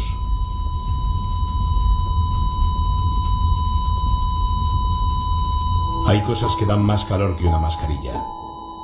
Protégete. Protégenos. Raúl Aragón ha venido midiendo un poquito la relación de la población con la cuarentena en sus trabajos y además sabe analizarlo. Raúl, buenas noches, ¿cómo te va? Buenas noches, Rolo, gracias por invitarme. ¿Cómo estamos hoy? Estamos muy mal, muy complicados, muy complicados. Yo creo, más allá de los números que mencionaba el doctor, estamos muy complicados porque hay una creciente desaprensión al cuidado. ¿Esto lo ves? Sí, lo vemos. No, te lo dicen los números. Por eso, sí. Te lo dicen los números. Digo, no es una impresión, digamos, una impresión. Sí. ¿Viste? Cuando dice la gente está, bueno, no. Mira, tomamos una variable que es muy sencilla. ¿Qué le preocupa más de la pandemia? Su salud, su economía, el desorden social, etcétera. Su salud estaba arriba, 70, 65, 60, viene bajando, la economía viene subiendo y ya en realidad la economía y la salud están parejas en términos de preocupación, con lo cual tenés una tendencia, no será el número exacto, el doctor se maneja con números estadísticos también, quiero decir, pero esto es una tendencia a la desaprensión. Voy a decir algo horrible, Pero bueno, Te tenés permitido. Gracias. Sos un amigo. ¿Sabés lo que faltó, Rolo? Mostrar más cadáveres. Bueno, ¿cómo es que lo decís vos? ¿La inmunidad del cagazo? Sí, lo dice Chenique, eso es un bioquímico del CONICET. No es mío, yo se lo robé. Bueno, pero estoy de acuerdo con Chenique. Porque si vos mostrás más cadáveres, generás más miedo y la conducta del miedo por ahí termina por ayudar a instalar conductas más cuidadosas. Está bien, pero el miedo muchas veces no funcionó como mensaje. En algunas sociedades sirvió, en otras no. En otras no sé. Hoy el Colegio de Psicoanalistas sacó una declaración excelente. Yo la retuiteé y si no, búsquenla. Cortita, excelente, donde planteaba su preocupación justamente por los procesos de negación. Con la negación. Pero ahí decía que hay que tener cuidado con el modo de utilización del miedo porque puede profundizarlo, ¿sí? Y lo que recomendaban porque el miedo puede generar rebeldía. Claro, lo que generaban era información fidedigna, no hablar con eufemismos, no plantear situaciones que no hay, tratar de hacer entender esto tan difícil que acá al compañero economista le cuesta, que es este delay que tiene la enfermedad y esta incertidumbre con respecto a lo que está Daniel, pasando. te doy datos reales. Nos vamos a enterar más tarde. Mira, datos reales de la ciudad de Buenos Aires, la ciudad creemos que la más aperturista de todas, o por lo menos lo que está la tendencia que está teniendo. Con mayor cantidad de muertos cada 100.000 habitantes y de casos cada 100.000 habitantes. Escuchate esta, hace 4 semanas la ciudad de Buenos Aires tenía un promedio semanal de 910 casos. Hace 4 semanas. Hace 3 semanas, 1.173. Hace 2 semanas, 1.283. Y esta semana, 1.321 casos. Está bien, pero sin embargo el ministro Quiroz dice la curva está madura y está estable. Explícame cómo está estable con un margen del 30%. Perdóname, yo una pregunta que estamos hablando del miedo, el mensaje con el miedo sin miedo. Con distintos sistemas económicos, los chinos que son comunistas, los taiwaneses que son capitalistas, los japoneses que son capitalistas, los coreanos que son capitalistas, tienen una tasa de mortalidad y han bajado muy poco la actividad. Y Uruguay y Paraguay que están acá al lado. ¿Qué hacen? Bueno, pero los uruguayos que trabajan están de este lado. Del otro lado son los que cuidan las casas del verano. Es buenísima tu pregunta, Fernando. Buenísima tu pregunta. No, pero si es mucho. ¿Vos conocés el Uruguay? No, pero yo he pasado mi infancia en el Uruguay. ¿Sabés por qué? Tenés que ir a la otra parte del planeta para no, los uruguayos viven acá, que es mucho más lindo. La costa uruguaya es mucho más linda que la Argentina. Vienen acá por el tema del trabajo. Si no vivirían allá, no hay trabajo. Por eso vienen de este lado. Porque si el país está vacío. Está vacío. No hay nada. Pero vamos a tu pregunta que Mi pregunta, ¿cómo es que los japoneses, los chinos, los orientales logran trabajar, mantienen la actividad, tienen pocas muertes? ¿Qué hacen? ¿Por qué no copiamos eso? Porque no se entiende esto. Distancia. Hay 2 o 3 cuestiones. Tienen una noción más fuerte de comunidad, ¿sí? Más respeto por el otro. ¿Qué es esto que digo? No es más miedo, no es que me muero yo, es que me importa lo que te pasa a vos. Segundo, y que lo que nos pasa a todos es responsabilidad de todos. Segundo, ¿sí? Esto que decía el doctor, tiene un respeto por la norma, una confianza en las normas de cooperación que se construyen mucho mayor. Ahora, nosotros estuvimos cerca de llegar a algo así. El problema es que como nunca logramos ese respeto, aunque fue grande en marzo-abril, pero no fue nunca. Sí, bueno, pero ahí el de China o el de Vietnam. Ahí yo te digo, entonces mi no teoría... terminamos, déjame terminar, Rolando, un segundo. Nunca logramos lo que se necesita, que es la supresión, que no lleva mucho tiempo. 20 días estrictos virus. Pero sé que lo mataste, esa es la bala de plata. Pero esa es la bala de plata contra el hombre lobo. Sí, cerrar toda la bala de plata contra el hombre lobo. Como teníamos la frazada corta, la utilizamos al principio para preparar el sistema médico. Por eso ahora no lo podemos volver a usar. O nadie se anima a volver a usarlo. No ese es el análisis, Rolando, es distinto. Si no la utilizábamos al principio, estábamos haciendo este programa y hablando estas cosas en fin de abril, comienzo de mayo. Yo estoy de acuerdo. No es que, ¿qué es lo que pasó? ¿Por qué ellos tuvieron éxito y nosotros no? Porque muchos de nosotros nos cuidamos. Muchos. 70 y pico %. Muchos. Hoy, muchos de nosotros nos cuidamos y eso está protegiendo al resto. Yo no salgo, ¿sí? Vine hoy y aclaré por qué, pero no es que soy yo. 20-25% de la población. Y hay que mostrarla, porque solo mostrás al de Chapelco. Hay que mostrarla al 20-25% que se sigue cuidando y nos cuida a todos. ¿Por qué? Porque la inmunidad se construye sobre menos. Ahora, ¿qué pasó? Vos necesitabas que no fuera 70, necesitaras que fuera 90 y pico, matarlo. Nunca en Buenos Aires bajó la curva, nunca, subió muy despacito, nunca bajó. ¿Sí? Entonces, esta es la explicación de por qué estuvimos 6 meses porque nunca fuimos capaces de hacer lo que había que hacer. Elemento económico. Plus los que llegaron. Para darle un poco a la derecha acá. Plus los que llegaron. No, porque eran 20 días económico era más fácil que... No, te agrega un elemento económico. Las sociedades que vienen de otras, que no están en crisis, como veníamos nosotros, de una caída económica, pueden tener un poco más de resto para aguantar. Sí. Acá veníamos para atrás. Pero eran 20 días al revés. Económicamente nos hizo mucho peor tener 6 meses sin un montón de actividades que 20 días. Igualmente en serio. Y las violaciones no son económicas. Pero eso es con el diario del lunes. Por eso, igual con el diario del lunes, admitámoslo también. Sí, tal cual. Y eso es fundamental. Si no le tiramos todo a las autoridades, eso con el diario del lunes. Y después todos los que trajimos de afuera. Eso te iba a decir. Tiene una pata flaca eso que vos planteás, que es el ingreso de afuera, que fue la primera bomba que explotó acá, fue el ingreso por el exterior. Nosotros lo tratamos de anunciar, pero decían que no eran políticamente viables y quizás tenían razón. Yo traté de denunciar y pasé el aviso de decir, la gente de afuera no tiene que volver, y si vuelve hay que hacerlo, que se hizo un mes después, que es hay que mandarlo a hotel, ponerle una custodia policial en la puerta. Hoy lo acaba de decir Daniel Goyán, el ministro de Salud de la provincia de Buenos Aires, acaba de decir, el error estuvo en el relajamiento en lo que llegaban de Seiza. Perdón, pero hay otro dato que tiene que ver con respecto al tema económico, que es una preocupación mía que tiene que ver con él. Están discutiendo el tema de los bares. Yo creo que el mercado interno, que es lo que hace que una actividad, una sociedad tenga potencia, es lo último que se va a poder reactivar, y sobre todo con el tema recreativo. A nadie se le dice, hacer un teatro, un café concert con 5 personas no tiene lógica. Entonces nadie lo piensa. Ahora los bares son una tentación de pensar que se pueden reactivar y ciertas actividades. Si yo quiero preservar que hay pocos contagios en las fábricas, en el tema alimentación, en lo que podemos exportar que tiene que ver vinculado al campo, hay un montón de cosas que son lo que sostienen la economía y no los bares. Entonces, si tengo que hacer un subsidio para bares para que aguanten un tiempo más y no contagien, que es donde se producen los contagios. Entonces la gente es como en una guerra. Vos decís, esto se mantiene, esto no se mantiene porque quiero ganar la guerra. Acá la guerra, el tema es que no hay un tipo, hay un virus que no se ve. Pero es como un concepto de guerra. ¿Cuándo termina la guerra? Cuando el virus no está más, cuando el enemigo se ha vendido. Pero hay un componente más ahí. Hay un componente más que no lo estamos viendo, no lo estamos hablando, y es muy importante, el componente político. Porque la política también está jugando adentro de la pandemia. Y la política te junta 15, no sé si eran 15.000, pero más o menos 15.000 personas en el Obelisco, sin barbijo, convocado por referentes de la oposición para jugar al juego del poder en contra del gobierno, con total desprecio por la seguridad, empezando con la convocatoria de Mauricio Macri. Entonces, esto también tiene que ver, y tiene que también ver con el alimento de a mí no me va a pasar. Y lo veíamos en la gente que entrevistaba. La política también tiene una responsabilidad. Sí, y no estoy hablando del gobierno, estoy hablando de la política. Que y además porque hace un cruce ideológico. Digamos, seguramente buena parte de ellos son votantes de Cambiemos. Sí. Están en la nieve. González Catán no parece. Pero ¿sabés qué, Rolando? Yo creo que es necesario apuntar en otro sentido, porque estos pueden ser los más exagerados, los de la marcha anticuarentena.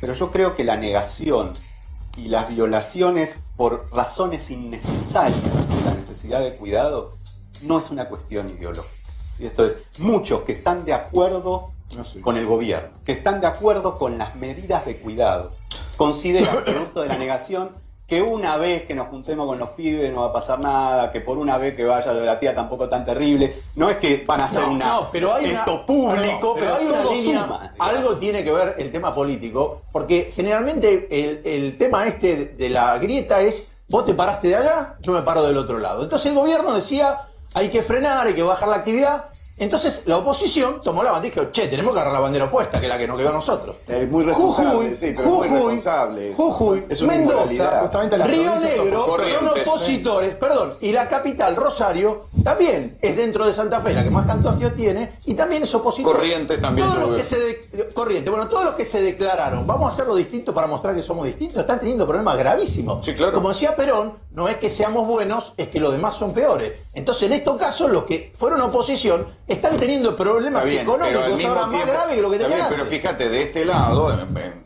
provincia de Buenos Aires y en capital, las aperturas están generando más casos y nadie reacciona. Nadie sabe qué hacer. Ninguna estrategia funcionó al fin y al cabo. Por ahora, estamos en cuarentena hace 6 meses. Al principio, las primeras 2-3 semanas de cuarentena, me da la sensación de que se cumplió bastante bien, salvo que teníamos el problema de las villas, que en las casillas no entra la gente, entonces hacían esa especie de, ¿cómo le decían? Cuarentena comunitaria. Cuarentena comunitaria. Entonces, si buscabas tal vez dónde no se cumplió, se cumplió menos, tal vez en los barrios más pobres, pero al principio la población le dio la derecha a la dirigencia y dijimos, hacemos lo que ustedes digan. Ahora, van 6 meses en donde cada 15 días hay una decepción nueva, porque es como que esto no lo ganamos nunca. Entonces llega un momento en el que ya no sabes a quién creer. El ministro de Salud dijo esto, acá no llega, en verano no pega, y que esto y que el otro. Cada 15 días es información mezclada, contradictoria. No, porque no saben qué hacer. Bueno, pero entonces, si justamente no sabes qué hacer, bueno, volvés a tu vida. Pero si vos tenés el horizonte de la vacuna en 3 o 4 meses, vos tenés que decir, yo llego al horizonte de la vacuna con la menor cantidad de destrucción económica y de muertos, y no hacer payasadas, porque hay cosas que son de payasada. ¿Ves peligro de un estallido social? No, para nada, porque no coincido con vos que el peor lugar fueron los barrios populares, porque ahí hay noción de comunidad. Y era el peor lugar donde tenían las peores condiciones y donde se portaron mejor. Lo previmos, ahí me escucharon más, trabajamos, no solo me escucharon, conocen mucho mejor que yo las organizaciones sociales, los curavilleros, la cuarentena comunitaria, la fuimos pensando con los curavilleros, se lo llevaron al presidente, era una medida de urgencia. Barrio Azul se resolvió. Pero era para que no entrara ahí, ¿sí? Porque sabíamos que si entraba el virus, no había manera, no hay condiciones para hacer distanciamiento. El problema fue, vos decís, no hay ninguna solución. Hay una solución clarísima. Los argentinos no fuimos capaces de hacerla. Respetar 20 días, no 6 meses. Pero vos decís pero que 20 días no se cumplió. Pero no, claro, muchos sí, pero no se cumplió. ¿Y así cuál se es bajaron el en dato Europa, que no se en Nueva cumplió? York, Que ahí no se bajaron bajó. los contagios. ¿Por qué no se cumplió? No bajaron. No se ¿Qué cumplió pasó? en la Salían medida en que la se tele necesitaba el pibe cumplir. que volvía de no sé dónde, que se iba a tal lugar. Esos son los que engancharon los Vos medios. fíjate que hoy No en era el mucho, interior- no era mucho, pero lo suficiente para no matarlo. Y si no lo matás, tenés que seguir y decir. Y cada vez peor, porque seguías y cada vez más gente salía y la curva subía. Y esto también tiene un límite, ¿no? O sea, ¿cuánto tiempo puede estar la población encerrada? Hasta que lo cumpla 20 días. No, pero hay un límite a lo que Leandro, aguantás. Escuchame una cosita. El interior, vos fijate que el interior era todo abierto. Hoy en día el interior está aportando el 35% de los casos nuevos. ¿Está bien? Fuera del AMBA, pará. No ¿Y critico sabés qué? eso. Yo lo que digo es que la Pero cuarentena esperá, estricta tiene un ¿sabés límite. ¿Cuántas muertes está aportando el interior? El 22% de las muertes, del total de muertes, lo está aportando el interior del país. Porque ahí se ve que el sistema no funciona. Donde no funciona. No, pero tenés el 50% de la población, el 60% de la población, el 55% de la población. Está bien, pero en el hasta interior, hace 15 días el interior estaba todo abierto. Claro, pero ahí hay un factor más. Porque funcionó mucho el lugar del perdóname, interior. no hay aglomeración, las aglomeraciones que hay en las grandes ciudades. Entonces, doctor, la posibilidad de contagio es menor porque hay menos aglomeración. Igualmente, Vos no te cruzás con tanta gente en una ciudad, en un pueblo. El caso de Villa Azul, el de Villa Azul, que es el que se cerró después de lo que pasó en Retiro. Retiro, vos pasaste la filmación, en la cantidad de gente que entraba y salía de Retiro. Sí, pero el problema fue ese y el también agua. fue el agua. Y el tema corte del de agua. En Villa Azul se logró, con toda la experiencia que se tenía, se cerró. El gueto de Varsovia, según Sebrelli, anduvo bárbaro. Cerraron, se cortaron los contagios, no hubo más muertos, nada. Sí. Y la cantidad de Retiro hubo un montón de muertos. Daniel, muchísimas gracias por venir. No, gracias a vos. Hoy el presidente Alberto Fernández presentó un plan de seguridad para la provincia de Buenos Aires. Estamos hablando de un giro ideológico, estamos hablando de un cambio en el discurso del progresismo, garantismo, atendiendo a las necesidades que se ven en las encuestas, la preocupación de la población por la inseguridad. Véanlo.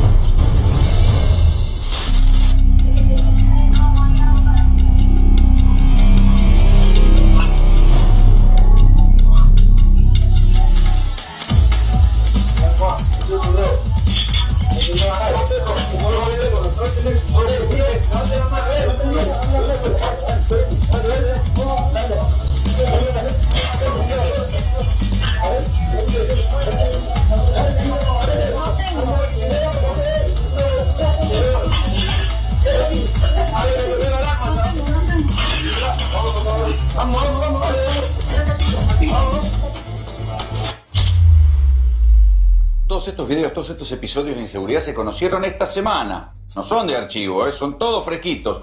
De esta semana, la inseguridad es uno de los principales temas de preocupación según todas las encuestas. Y la inseguridad también es un tema que está dividiendo a la coalición gobernante. Hoy, sin embargo, hubo una especie, yo lo interpreto como un giro del presidente Alberto Fernández y también del gobernador de la provincia de Buenos Aires, Axel Kicillof. Uno tiene que interpretar que también de Cristina Fernández de Kirchner hacia la preocupación por la inseguridad. Este debate que hasta ahora venía no saldado entre Sabina Frederick y Sergio Berni, para ponerle dos caras a dos posturas diferentes, ¿no? Berni diciendo, bueno, hay que dejarse de joder y hay que reprimir el delito antes que esto crezca, y Sabina Frederick, que tiene la postura más garantista, para decirlo de alguna manera esquemática. Bueno, hoy el presidente dijo, bueno, más fuerzas federales. Fíjense, Sabina Frederick le termina mandando el doble de fuerzas federales a la provincia de Buenos Aires, donde está Berni, algo que hasta ahora no había sucedido. Más patrulleros, construcción de cárceles. ¿Cuánto hacía que el peronismo no construía cárceles en la provincia de Buenos Aires? Hay que remontarse, creo que, a la gestión de Felipe Solá, porque durante el gobierno de Scioli y de Cristina no se construyeron cárceles en la provincia, porque estaba esta teoría de que, bueno, que en la medida que hubiera más trabajo, hubiera más planes sociales, iba a bajar el delito, cosa que nunca terminó de suceder. Hoy lo que se vio es un presidente sentado al lado de las víctimas de la inseguridad, que han sido muy críticas con el kirchnerismo y sobre todo con el garantismo, con la doctrina, jurídica que sostenía el kirchnerismo y que es la que provoca que tantas veces un delincuente entra por una puerta y sale por la otra, o los jueces de ejecución penal terminen soltando a los delincuentes que tienen condena a 8 años, lo terminan soltando en 2, bajo caución juratoria, es bajo la promesa del delincuente que dice que no va a hacer nada, y después uno se entera que a los 10 días está otra vez choreando y matando gente. En esto hoy, no sé si Raúl coincidirá conmigo en esto, ¿el gobierno giró a la derecha? No sé si giró a la derecha, Roló. O al pragmatismo, digamos. Exactamente, y esto lo anunció el actual presidente durante de su campaña presidencial, cuando dijo claramente, yo soy pragmático, me van a tomar medidas heterogéneas, o opuestas. Lo que pasa es que esto es lo mismo, es decir, la inseguridad llegó a un punto y no es que hay más delitos como suma absoluta. Lo que hay es más delitos de este tipo de mucha violencia, pero no más delitos en total. Pero en realidad los que sí se producen con violencia, sobre todo el menudeo del delito, que sería esto que estábamos viendo, robos chiquitos, no es un asalto a una joyería, eso. Son sumamente violentos porque en general están en manos de aficionados. Eso está preocupando muchísimo a la base social. Claro, porque se multiplica y además genera un malestar social. Muy alto. Otra cosa es lo que pasó con Facundo Astudillo Castro, Juan Pablo, porque fíjate cómo fue la secuencia. El presidente Alberto Fernández recibió a la mamá de Facundo Astudillo Castro, cuando todavía no se sabía que el cadáver encontrado era el del pibe. Inmediatamente el procurador Casal, a quien están por echar una patada, digamos, dicho sea de paso, están haciendo todo lo posible para pegarle un voleo y tirarlo porque está agarrado al lugar y no se quiere ir. Le puso otros 2 fiscales, al fiscal Ulpiano Martínez, que estaba suscribiendo más bien la teoría del accidente que la de la desaparición forzada, y la causa empezó a encarrilarse. Ahí tomaron medidas contra la policía. ¿En qué punto está eso? Pero es que aparte, recién ahora citan a declarar gente que la citaron a declarar, digo, hay muchas Esto cosas... para que digan que la justicia es independiente, ¿viste? Bueno, pero es que hay muchas cosas en las que claramente no hubo una investigación seria hasta ahora. Digo, y cuando... Y es lamentable, digo, que tenga que intervenir en esto el presidente de la Nación para que realmente haya una investigación. Digo, porque la cuestión está centrada en si estamos hablando de un caso de desaparición forzosa o fue simplemente un accidente. Sí, pero fíjate cómo es que parecía que el fiscal no quería... Y apareció el amuleto en la comisaría y decía, no hay que ganar la comisaría. Pero es que, a ver, estaba claro que había muchos elementos que conducían a pensar que hubo un accionar de la policía que por lo menos indicaba que tenían que explicar muchas cosas, ¿no? Merecía ser investigado. En esto es una cuestión de por dónde ponemos la carga de la prueba, ¿sí? En demostrar que no fue un accidente o en verificar en todo caso... ¿Quién lo mató? Sí, o justamente, o eliminar toda posibilidad de que la policía haya tenido una responsabilidad. Eso es lo que no se hizo, eso es lo que se debió hacer desde un principio. Descartar toda posibilidad y a partir de ahí decir, bueno, no hubo un accidente, no la inversa. ¿sí? No desligar automáticamente cuando además los pocos testimonios que había o las pocas pruebas que había indicaban claramente que el último momento en el que se supo algo de él estaba en un patrullero. A ver, sí, Cerolini. Yo le quiero preguntar a Aragón. A mí me parece que el gobierno no se va a pelear. No, está pacífico, el Cerolini. gobierno ha decidido que algunas cosas, algunas peleas se van a hacer públicas y empiezan los temas de la realidad a ser tratados entre dos líneas del mismo Estado o del mismo partido o de un mismo frente.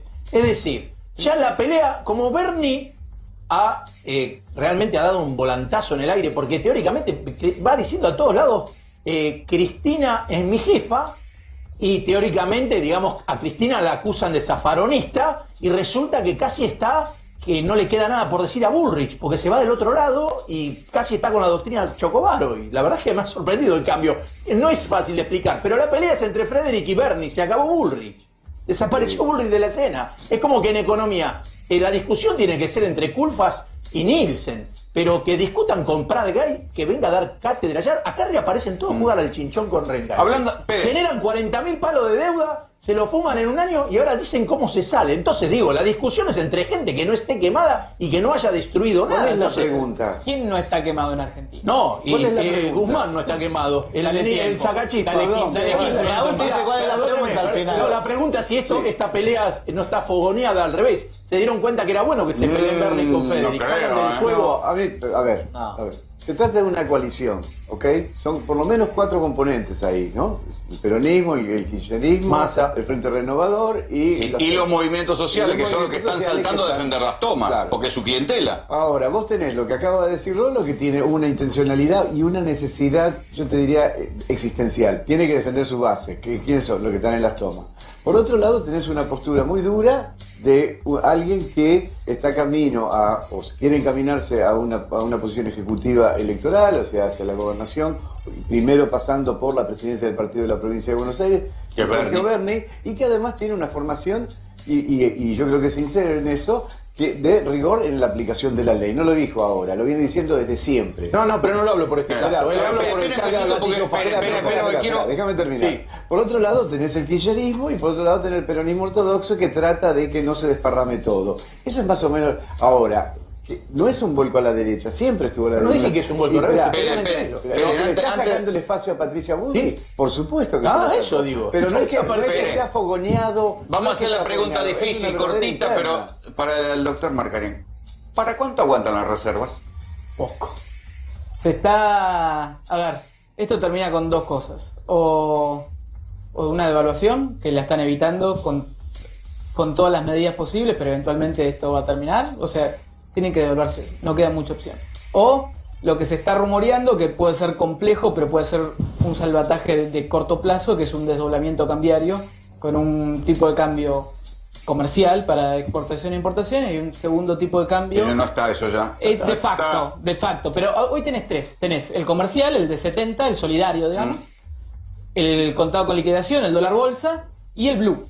Esto es lo que te haría, si haces un desdoblamiento, como que unirías el blue con el MEP. O sea, unificás eso y lo convertís el dólar blue en algo legal, digamos. Hay que ver. Estamos preocupados, muchachos. Esperen que nos tenemos que ir. Se nos hizo corto el programa.